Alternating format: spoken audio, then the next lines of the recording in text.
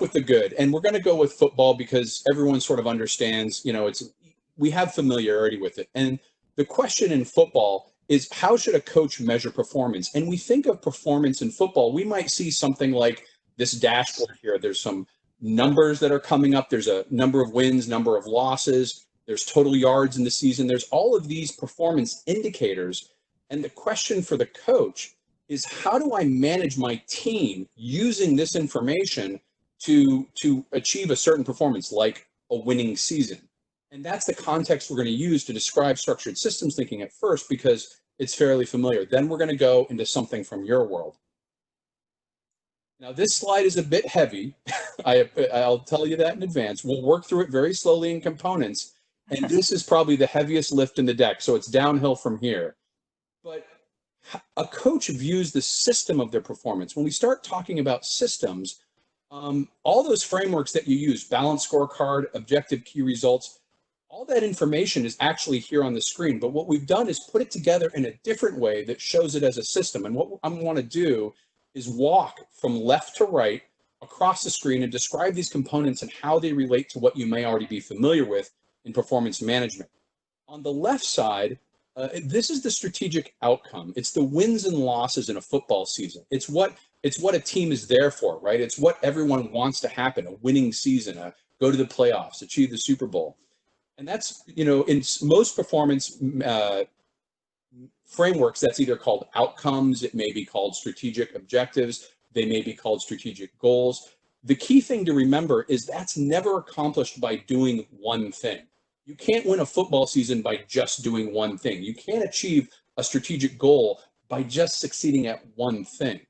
The combination of things that make that outcome possible are often called outputs. And these are in the boxes. You see the boxes with the words in it. In performance management, these are often called outputs. And these are measures of things which, in theory, accumulate to get us to that outcome. So you could see here as we go from wins and losses on the left to those three boxes. And this is a very simple diagram. This is, if we were doing this in a workshop with football teams, there'd probably be many more measures, but I've just picked a few out for an example. But if you think about what causes wins and losses over the course of a season, we could say, well, the total yards we've run or gained, the time of possession we've been able to hold the ball versus someone else, the turnover ratio we have. These outputs are the key values and measures which combined will lead us to have a winning season or not. It doesn't mean we're going to be great on all of them. We may have had a lot of yards, but not scored many points, and therefore we have some losses. Well, what changes the outputs, though, is the inputs. And this is where we start looking at processes. So if I'm a coach on the sideline, I can't just say, I'd like more total yards. Could I have some more? I've got to do something to influence that game. I've got to run a play, and maybe that play, will get me some yards, or maybe I'll lose yards. If I want to control the clock, I have to change the tempo. These inputs, these are the processes by which we create those outputs, which we think a combination of will lead to an outcome. And these are often where a lot of KPIs exist, are measuring these types of activities.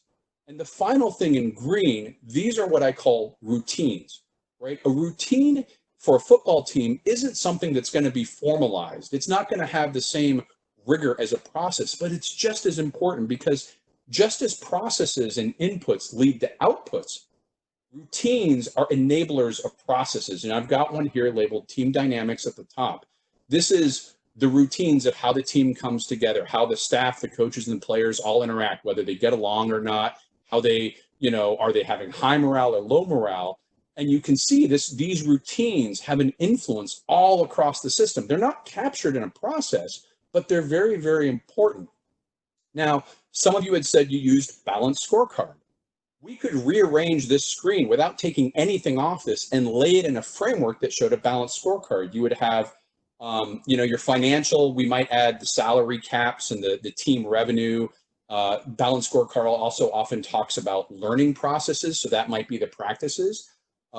Those of you who have objective key results as another performance framework, an objective key result is just a combination of a box and an arrow on the screen. So if you have a list of objective key results, those are probably outputs tied to inputs. And the output is what you want to get, your objective, and the input is what activity or key result you need to do to get it. So what I'm trying to show is that looking at this as a system doesn't mean we have to throw away or change anything we've already done in performance management. But by looking at it as a system, we get some additional insights. And that's where all these arrows are moving back and forth that are connecting. This shows the influence of one activity on the next in the system. And we can look now that we know the elements, we can look at the system again and see that, sure, on the left is the winning season. It's what we want. But if I only focus on the winning season, it's probably too late. Likewise, total yards, these are the outputs, these are accumulations. You begin to see that there's outputs throughout the system, not just in the game itself, but in the center of the screen, there's practices and drills run. That's an output of your training and your routines, what drills you run, what kind of practices. There's an output of player quality. That's a fairly intangible thing. Well, in football, it's, stats all over the place, but that's a reflection of roster changes. There's an output of who's available to play, injured reserve. So you see in these systems that some outputs become influences to further inputs, which is important as a coach to say, where do I want to have influence? I can't wait till I have a winning season or not. It's too late. If I wait till it's game time and just run plays, well, we can see from the system map that the ability to run plays is actually influenced by our success at running practices. And this isn't rocket science here. I'm not trying to say this is curing cancer, but it's a way of looking at it that if I'm a coach, I may want to say, look, further to the right in the system map are the areas I can have influence on future performance. It's good to know whether we're winning or losing. It's good to know how we're doing. But if I want to have influence on my performance, I need to look to the right of this map and find those areas that are driving the behavior of other parts in the system. Appreciate your time today. If you have any questions on structured systems thinking, have a problem you'd like our help on, or want to know more about developing your own capabilities in systems thinking, please reach out at the email below. We'd love to hear from you. If you're interested in what we do and want to follow our journey, I've added our LinkedIn and Twitter information. And we plan to regularly update this channel with quick tips and case studies to help you get the most out of your systems thinking and lean efforts. If you want to be notified whenever we add new video content, please consider subscribing to this channel by clicking on the red subscribe button below this video.